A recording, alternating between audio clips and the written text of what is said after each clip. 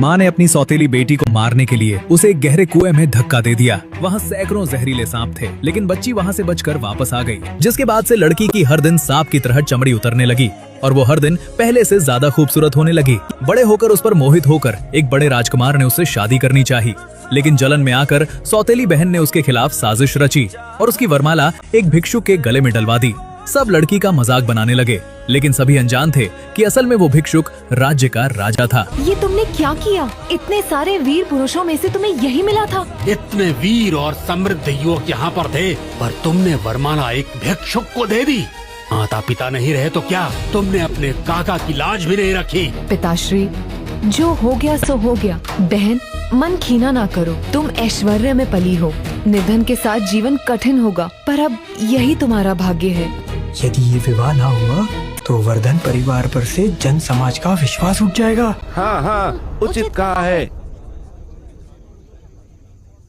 महाराज, यह वरमाला आपके हाथ में है, अभी भी समय है, आप इसे किसी अन्य को सौंप दीजिए। तुम चिंतित क्यों होते हो सत्यदेव?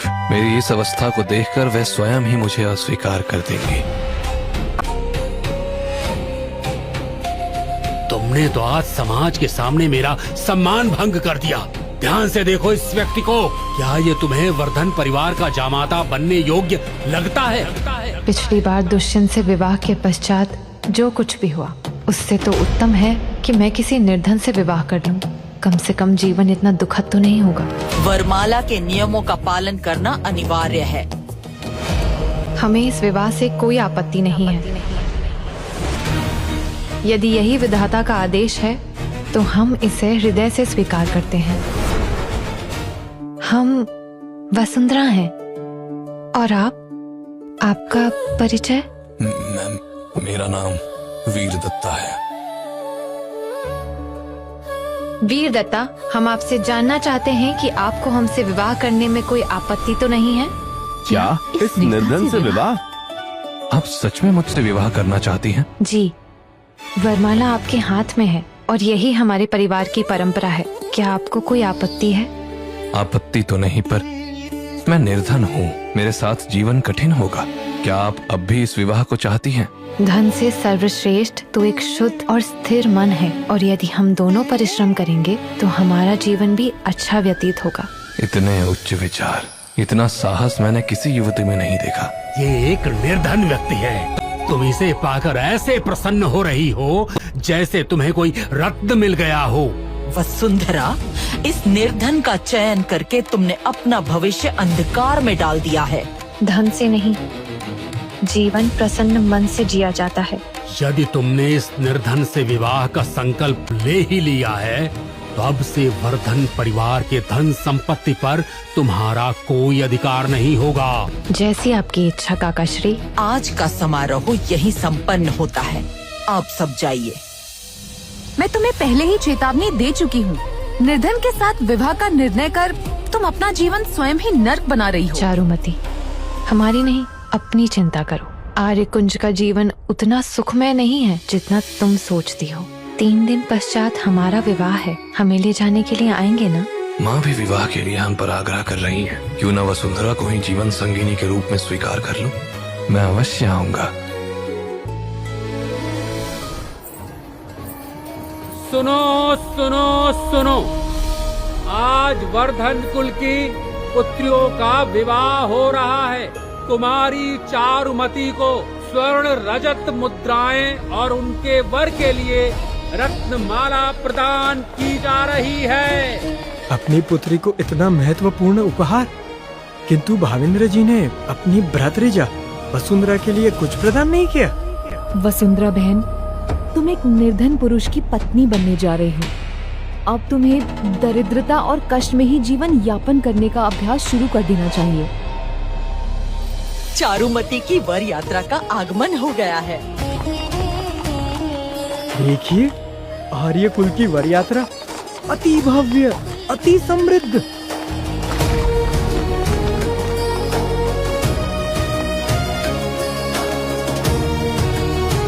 आपको मेरा प्रणाम। बहन, परिवार का गौरव समृद्धि से होता है, खोखली बातों से नहीं। तुमने गौरव का मार्ग छोड़ दिया है। वैसे लगता है तुम्हारा वो निर्धन वर भाग गया। क्या चारुमती का अनुमान सत्य है? क्या वीर दत्ता नहीं आएंगे? लगता है कुमारी वसुंधरा की वर यात्रा आएगी ही नहीं। हाँ, प्रणाम।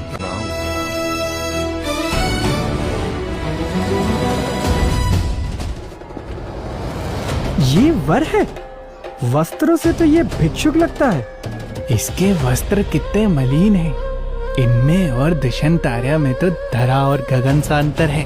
ऐसे शुभ समारंभ में उत्तम वस्त्र धारण कर सकते थे। समस्त अतिथिगणों के समक्ष तुमने हमें उपहास का पात्र बना दिया है। पिताश्री सही कह रहे हैं।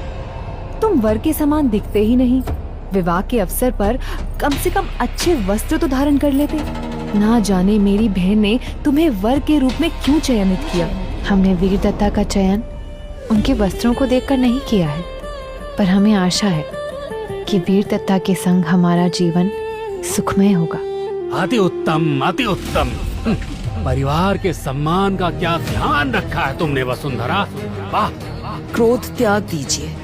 विवाह के पश्चात हम वसुंधरा से समस्त संबंध समाप्त कर देंगे।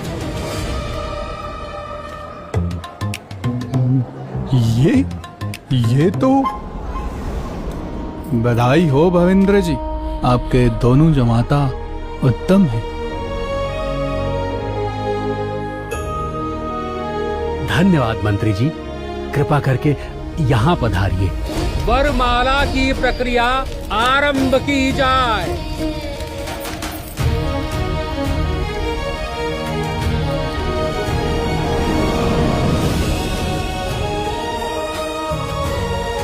तुम आज भी पैदल ही चलकर आए हो?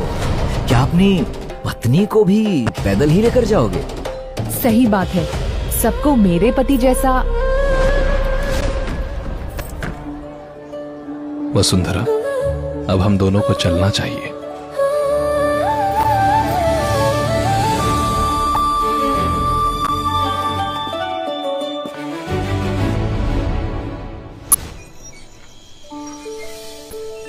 क्षमा करना, मेरे कारण तुम्हें यहाँ रहना पड़ रहा है। यदि यह घर हमें वर्षा और धूप से बचा सकता है तो ये बहुत है। हम दोनों मिलके इस कुटिया को ही अपना महल बना लेंगे। मेरे पास तुम्हें उपहार देने को कुछ नहीं, परंतु ये रत्न मेरे पिताश्री की अंतिम उपहार था मेरे लिए। मृत्यु से पूर्व उन्होंने हमें ये दिया था। इसकी रक्षा करना। ये वस्तु हमारे लिए अमूल्य है। हम इसे सदैव अपने हृदय से लगा के रखेंगे।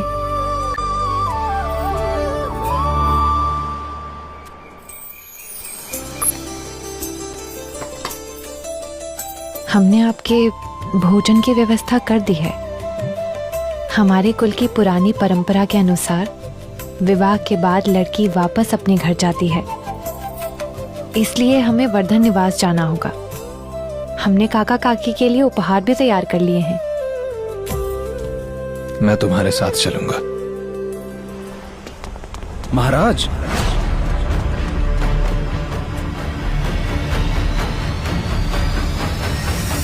महाराज, ये सब कौन है? जब तक मैं राजमहल में सबको मना न लूं और जब तक वहां की स्थिति स्थिर न हो जाए, तब तक मैं अपनी वास्तविक पहचान वसुंधरा को नहीं बताऊंगा। ये सैनिक सत्यदेव से भेंट करने के लिए यहाँ उपस्थित हुए हैं। मैं राजमहल में कार्य करता हूँ, इसलिए ये सब मुझसे भेंट करने आए हैं। वसुंधरा, क्या तुम अकेले जा सकती हो? अब जब ये अतिथि आ गए हैं तो इनका सत्कार करना मेरा धर्म है। जी, जैसी आपकी इच्छा।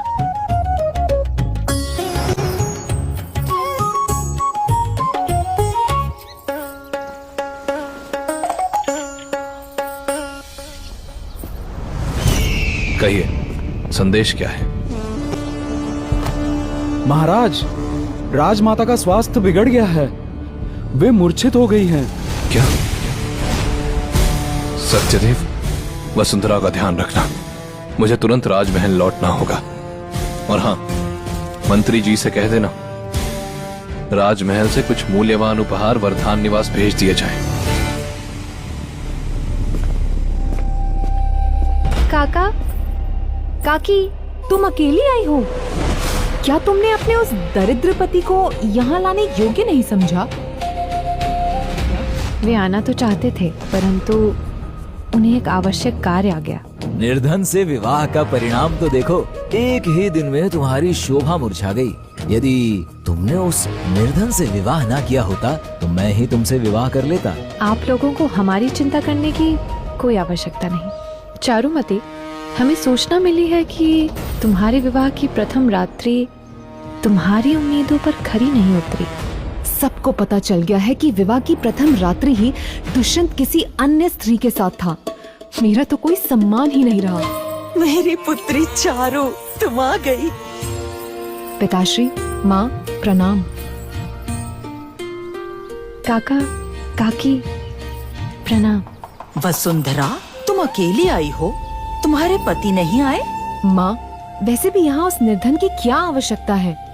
ये उपहार हमारी ओर से। दुष्यंत को जमाता के रूप में पाकर हम तो धन्य हो गए। वसुंधरा, हमने तुम्हारा वर्षों तक लालन पालन किया और तुम यहाँ खाली हाथ आ गई। हाँ, एक उपहार तक न ला सकी। काका, काकी, ये हमने स्वयं बनाया है, आप दोनों के लिए।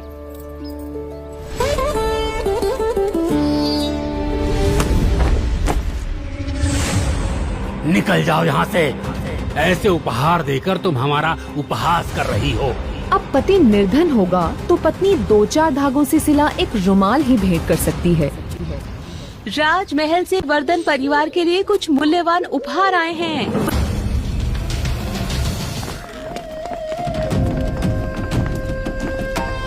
भवेंद्र जी, आपकी पुत्री ने ऐसे किस पुरुष से विवाह किया है जो राजमहल से इतने मूल्यवान उपहार प्राप्त हुए हैं? ये उपहार अवश्य महाराज ने ही भेजे हैं। ये उपहार वर्धन कुल की पुत्री के लिए राजमहल से आए हैं। बड़ी पुत्री आप हैं या आप? मंत्री जी, अवश्य आपको भ्रम हुआ है। वसुंधरा ने तो एक भिक्षुक से विवाह किया है। ये उपहार तो हमारी पुत्री चारुमती के लिए ही होंगे। हमारे जमाता दुष्यंत का राजमहल से उत्तम संबंध है। हाँ बिल्कुल, हमारे संबंध राजघराने से हैं। राजमहल से ये उपहार भी उन संबंधों के ही फल हैं। चारुमती को तो अति उत्तम जीवन साथी प्राप्त हुआ है। हम अब चलते हैं। वसुंधरा, देखा तुमने? हमारे पति का कैसा गौरव है। तुम्हें तो अपनी नियति पर दुख होता होगा ना? उपहारों से अधिक हमारे लिए भावनाएं महत्वपूर्ण हैं। निर्लज्ज लड़की, हमने तुम्हें अपनी पुत्री के जैसे ही प्रेम दिया और तुमने एक निर्धन से विवाह करके हमारे कुल का निरादर किया, पर अब वाद विवाद भी कर रही हो। हमने वीर दत्ता का वरण किया है। वे निर्धन हैं, इसका अर्थ ये नहीं कि हम उनका अपमान सहेंगे। क्या केवल धन ही आपके लिए सब कुछ है? इतना तो साहस कि तुम हमसे तर्क करोगी। समझ गई काका, आपके मन में हमसे ज्यादा सम्मान धन संपत्ति और ऐश्वर्य के लिए है।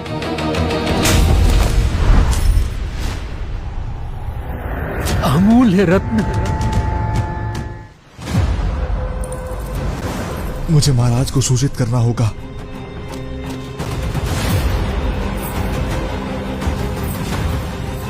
ये अमूल्य रतन तुमने कहाँ से चुराया? हमने कोई चोरी नहीं की। ये हमें वीर दत्ता ने दिया है। ये उनकी पिताश्री की अंतिम स्मृति है।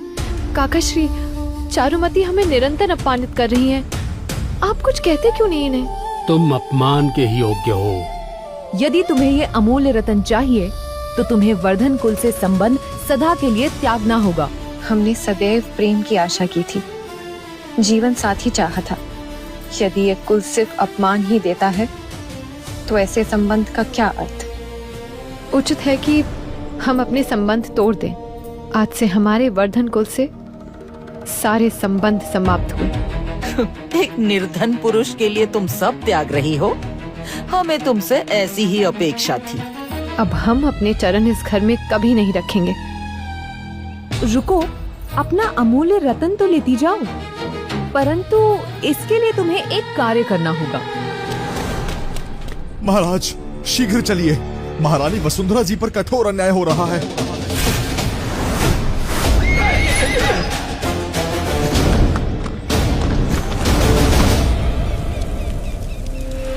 हमारे माता पिता ने तुम्हारा लालन पालन किया, पर तुम कीट घना निकली। इसका मूल्य तो चुकाना होगा बहन। यदि तुम्हें ये अमूल्य रतन चाहिए तो तुम्हें इस अंगीठी पर चलना होगा, समझ गई ना?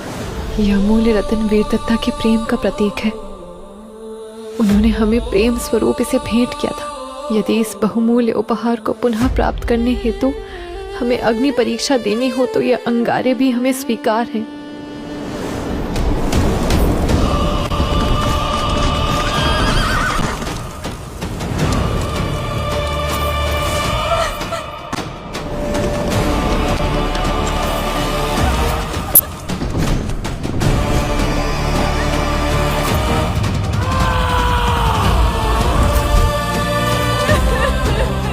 वसुंधरा, मैं आ रहा हूं।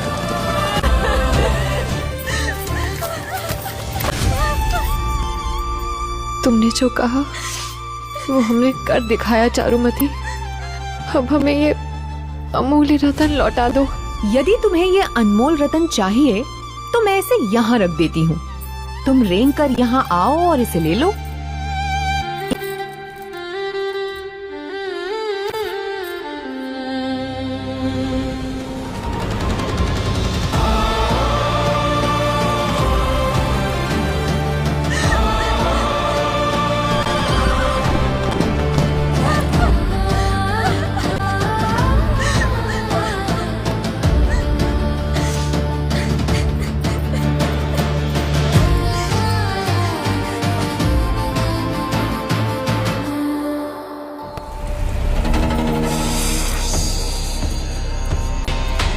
तुम्हें अपने उस दरिद्र जीवन साथी के प्रेम पर अत्यंत अभिमान है ना?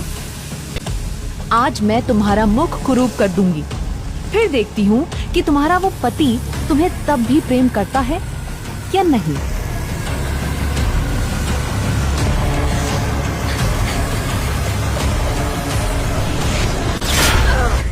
महाराज पधार रहे हैं।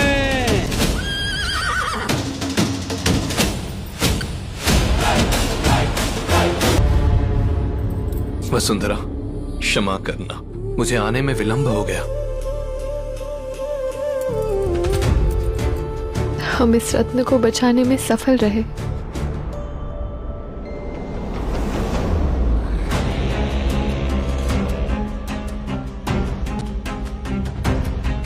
ये सब किसने किया?